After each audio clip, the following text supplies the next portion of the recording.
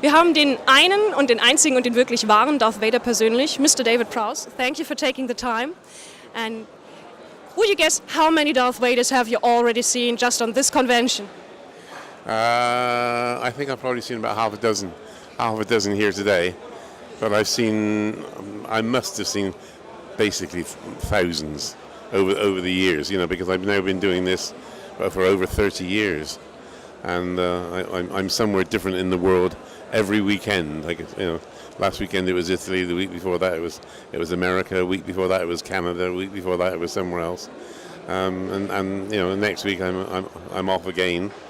And I got conventions coming out my ears at the moment. Yeah. What's that like? To everywhere you go, you see people imitating that figure that you created, basically, and trying to do the Darth Vader walk and your swagger. What's that like? I think it's rather nice, actually. They're all pleased to see me, which is very fortunate. And I'm only too happy to have a chat with them. You see, the thing is that they're all part of what we call the 501 Squadron.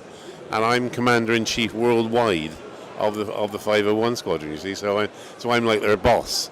So everywhere I go in the world, I'm met by the stormtroopers and the Darth Vaders of this world, yeah. So the German garrison snapped the salute. Of course they do, yeah. Okay, so he's our big Star Wars buff, so of course he's going to do the Star Wars questions. Yeah, basically I've grown up with Star Wars. It's the first thing I remember in my childhood, so... in your opinion, what was the most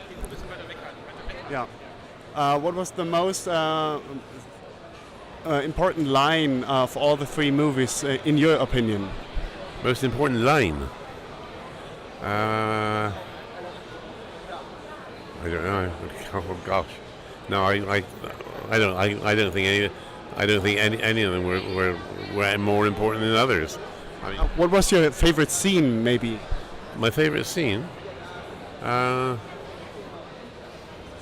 can't think of sort of favorites. I mean, I enjoyed working on the first two movies. I didn't enjoy the third one very much. I hated the director on the third movie. It was a guy called Richard Marquand. I could have wrung his neck if I'd had the chance, But on the first two were lovely. George directed the first one, which is great. And Irving Kershner directed the second one, he was very, very nice to work with. But I'm afraid the third one I didn't like at all. So. How was it to work with Kershner instead of Lucas? Was it a huge difference from one director to another? Not really, no. Because I mean, all directors are different. They got different ways and means of going about things. But in the main. You've got your dialogue and you rehearse your parts. The only thing is the director has got to make definitely certain that he gets everything right as far as what's going on within the scene itself. It's like for instance when I very first started on the movie, especially on Star Wars, I decided I wanted to make everybody subservient to me. And I decided what I would do. I would get the walk. Always get the walk right. This is a very important thing in movies. Is get the walk right, because if you get the walk right, everything falls into place. You see. And what happened was the very first scene we did was a walk up the corridor, and I had them and the stormtroopers were following me, and George Lucas was on the camera dolly, and was following me as well, And I stormed up this corridor, really strode out, and got to the end of it. And George Lucas comes out. He said, "Davis, I'm sorry." He said, "You've got to slow up." He said, "We can't keep up with you." Awesome. So when it comes to this critical situation, the turning point in the story in episode 5, Empire Strikes Back on Bespin. So except for Mark Hamill, no one knew what the final line would be. So I guess I'm your father. You mean? Yes. No, I didn't know till I went and saw the movie. I knew nothing about that whatsoever. And I said no. I went to the. I don't think we had a premiere not on Empire. And I went to see the movie, and there I am going, but Luke, I am your father. And I'm, oh God, that's news to me, So what was your original line in the scene? I can't remember. No, I don't know. You said hello. Nothing to do with that. Excuse me. No. Excuse me. But it was nothing to do with being Luke's father. No. I heard once that you said, I killed your father, and he was whining like a small girl or something like that. I never said anything like that at all. No. Oh, maybe it was like Obi-Wan is your father? I can't remember, honestly. Okay. So, couple more questions?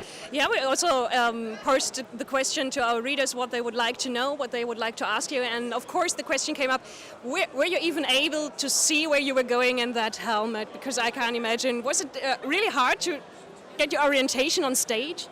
No, it was quite easy actually. What happened was there were big problems with the helmet and the mask when it first arrived. And I said to I put the mask on, and I could move my head around inside the mask, and the mask still stayed facing forwards. And I said to George, no, I said the mask is too big, and he said, no, it looks absolutely perfect on you. It looks perfect. I said, yeah, but I'm moving my head around inside the mask, and nothing's happening with the mask. And he said, oh, don't worry, we'll pad the inside of the mask out so that your face fits flush into the mask. You see. So that's what they did. That's what they did to start with, and then they had problems with the helmet fitting on top of the mask, and because the helmet was all wobbling around all the time, you see, so they had to get a special fixing where the helmet stayed solid, But it was, George Lucas kept on saying, no, the mask and the helmet are absolutely perfect for the rest of your, for your physique and, in relation to the rest of your body. I also once read that you started your whole career as an actor in a stage play because they needed someone really tall and strong to pick someone up as Death. Yeah, is that right? Yeah, it was a play called Don't Let Summer Come, and they had this idea that there was only 3 people in the play. I was the 4th, and it was two girls and a fella. And what it was the 2 girls had worked on the guy all the way through the play, and in the final he was so fed up with everything he submitted to Death, and he wanted Death to take him away, and so they hit on the idea of trying to get him to levitate. They wanted him to. He was led on a bed, and they wanted him to raise up off the bed, and just go up in the air like this, and let's go into heaven as it were, and. They tried all sorts. They tried ropes to try and haul him up and things like this, and nothing worked. And I think they tried got various other actors in to try and lift him, and nobody could pick him up. Nobody could get him up, and they suddenly hit on the idea of getting a strongman in. And at that time, I was the British heavyweight weightlifting champion, and. Excuse me, I got a terrible cough. And I went in to see the director, a guy called Bernard Miles, and he said, well, this is it. He's going to be led on the bed and all wrapped up in red velvet, and we just want him to raise up off the bed and go up into the air, you see. He said, do you think you could do it? And I said, well, yeah, of course I could, And he said, well, we'd like to see. So I went over and scooped him up off the bed and held him at arm's length. I said, where would you like him? He said, oh, could you do this twice nightly? And they said, well, if you pay me enough money, I'll do it as many times a night as you like. And that got me into the Actors Union, because I wasn't an actor. It was never my intention to become an actor. And from then on, things just snowballed and snowballed and snowballed. I'm very glad that they needed a Death for that play. I got a very last question. So, in the Blu-ray edition, they added this line in episode 6 where Darth Vader said no. Do you like this line? Don't know anything about it. I don't know anything about it. No? Before you throw the Emperor down, so Darth Vader says no. It doesn't worry me.